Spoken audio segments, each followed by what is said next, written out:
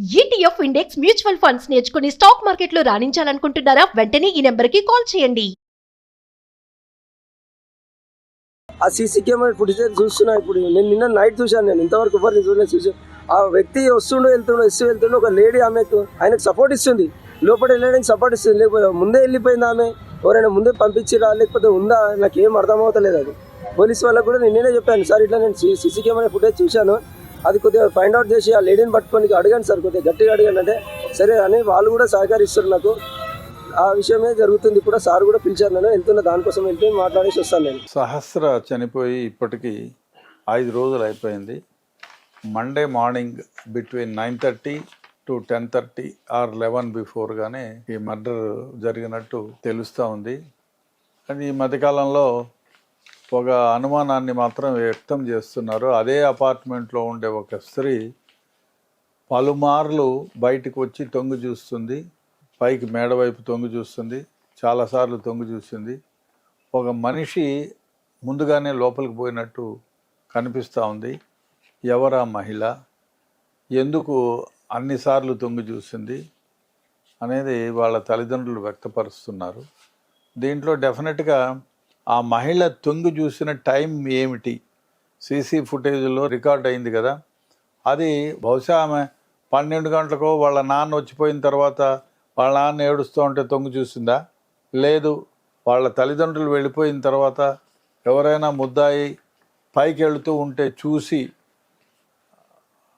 అక్కడ కత్తిపోట్లు పొడిచేటప్పుడు ఆర్తనాదాలు విని బయటకు వచ్చి తొంగి చూసిందా అనేది గుర్తించాలి. పోలీసులు ఆ కోణంలో ఇన్వెస్టిగేట్ చేయాల్సిన అవసరం ఎంతైనా ఉంది. ఆ విధంగా చేస్తే అసలు ఆ మహిళ ఏమైనా క్లూ ఇస్తుందా, ఆ మహిళ ఏమైనా చూసిందా, కొత్త వాళ్ళని ఎవరైనా చూసిందా, లేదా ఆ విసినిటీలో ఆ కాలనీకి సంబంధించి లేదా ఆ చుట్టుపక్కల 4-3 ఇళ్లలో వాళ్ళ అనేది ఆమెను ఇంట్రాగేట్ చేస్తే అదే తార్చాడినది పొద్దున్న లోపలికి బయటకు 2-3 సార్లు వచ్చింది అంటున్నారు కదా, అది టైమింగ్ మోర్ ఇంపార్టెంట్ మనకి.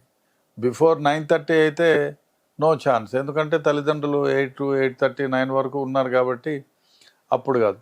బిట్వీన్ 9 to 11 ఆ టైంలో ఆమె ఆ విధంగా ప్రవర్తించి ఉంటే ఆమెను డెఫినెట్గా ఇంట్రాగేట్ చేసి ఆ పిక్ చూపించి దానికి కారణం ఏమిటి అనేది చూసుకోవాలి. ఇంట్రాగేట్ చేసి ఆమెను చేస్తే దానికి కారణం ఏమిటి, ఎవరన్నా అరుపు వస్తే వినింది మళ్ళీ మనుషులు కిందికి పరిగెత్తిపోయేదో తెలియకుండా ఉంటుందా, ఆ అపార్ట్మెంట్కి వేరే దారి ఏమన్నా ఉందా, గోడ దూకి రావచ్చా, ఇట్లాంటివి ఇన్వెస్టిగేట్ చేయవలసిన అవసరం ఉంది.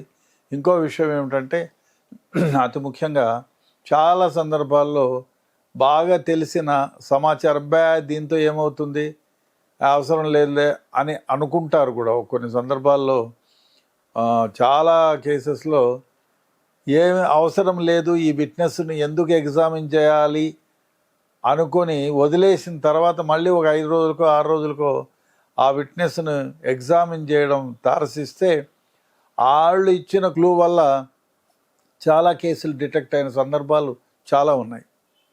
ఎందుకంటే అది ఇంపార్టెంట్ కాదు అనుకునే దానికి లేదు. ఇటువంటి కేసుల్లో సాక్షులు ఇచ్చే ఏ చిన్న ఇంపార్టెన్స్ స్టేట్మెంట్ అయినా ఇన్సిడెంట్ అయినా ఇట్లాంటి కేసులో రికవరీ ఉంటుంది. కానీ దాన్ని విశ్లేషించుకోవాలా, తొందరపడకుండా గమనించాలి ఈ మనిషి ఏమిటి అని పోలీసులు చేయగలిగితే డెఫినెట్గా ఈ కేసు సాల్వ్ కావచ్చు 100%. కాబట్టి పోలీసులు అన్ని కోణాల నుంచి దర్యాప్తు చేయాలి, చేస్తున్నారు, ఇంకా కూడా చూడాలి ఏమిటి. ఇప్పుడు చాలా సందర్భాల్లో మనకి అనుకోకుండా ఎవరో దారిండిపోయే దానయ్య ఇచ్చిన ఒక 93లో ఒక కేసులో ఇలాగే జరిగింది. ఎవరినో వెహికల్ యాక్సిడెంట్ అక్కడ పడి ఉంటే ఎవరిది వెహికల్ అని ప్రశ్నిస్తే ఫలానా వాళ్ళు దెబ్బ తగిలిపోయి ఎవరో పెట్టేసిపోయినారండి అని చెప్తారు. దానిపైన డబుల్ మర్డర్ కేసెస్ రికవరీ అయిన సందర్భాలు ఉన్నాయి.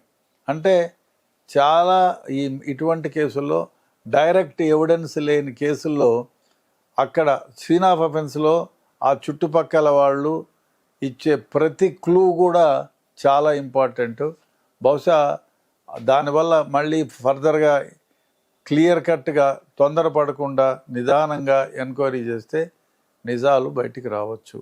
ఇవాళ కాకపోయినా రేపు ముద్దాయి దొరుకుతాడు. అది కాకుండా ఈ తల్లిదండ్రులు కూడా ఒక్కొక్క ఇప్పుడు ఎందుకంటే ఒక చిన్నపిల్ల ఒక్కగానొక్క కూతురు, ఆ అమ్మాయి చనిపోయింది కాబట్టి వాళ్ళకి బాధ ఉంటుంది.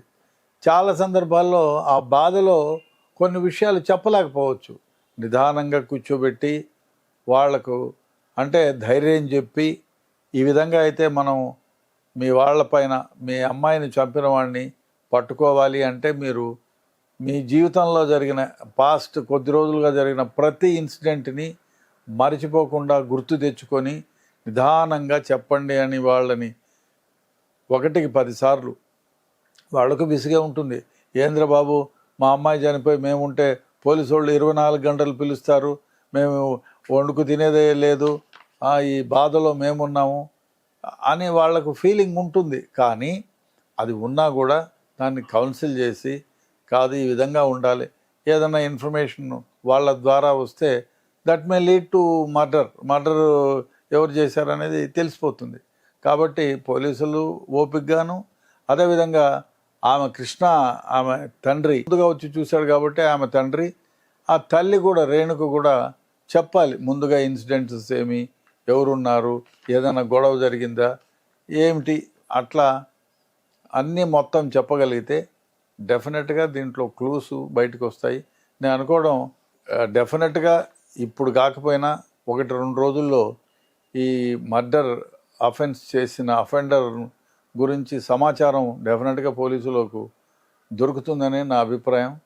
ఎందుకు కాకపోతే విసుగు చెందకుండా ఎవరో ఇప్పుడు ఇంకో దరిద్రమైన వ్యవహారం ఏమంటే ఎలక్ట్రానిక్ మీడియా, ఈ సోషల్ మీడియా వచ్చిన తర్వాత అదిగో పాము అంటే ఇదిగో నక్క వచ్చింది, పాము కాదు అది నక్క అంటారు, నక్క కాదు అది తోలు పెట్టుకున్న పులి అంటారు, నానా రకాలుగా చెప్తూ ఉంటారు. దానిలో దృష్టికి పోనీయకుండా 10 మంది 10 రకాలుగా అనుకుంటారు.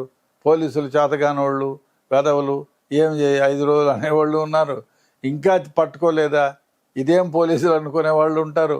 కొందరైతే లేదు పోలీసులకు అన్నీ తెలుసు, వాళ్ళు కావాలని తార్చిస్తున్నారు అనేవాళ్ళు ఉన్నారు. కొందరు పాపం కష్టపడుతున్నారు, డెఫినెట్గా ఇన్వెస్టిగేషన్లో లీడ్స్ రావడంలో వస్తే డెఫినెట్గా అరెస్ట్ చేస్తారనే వాళ్ళు ఉన్నారు. కాబట్టి ఈ సోషల్ మీడియాలో అయితే ఇంకా దరిద్రం, ప్రపంచం దొంగ దొరికినాడంట, వాడికి జుట్టు ఊడిపోయిందంట అని మాట్లాడతారు లేనిపోని క్యాప్షన్స్ పెట్టి. కాబట్టి దీనిలో జోలికి పోకుండా ఆ సీన్ ఆఫ్ అఫెన్స్ పరిధిలో ఉండే విట్నెస్ల్ని, సర్కమ్స్టెన్సెస్ని క్షుణ్ణంగా ఎగ్జామిన్ చేసి దాన్ని ఎక్స్పిడేట్ చేస్తే డెఫినెట్గా క్లూ దొరుకుతుందని నా అభిప్రాయం.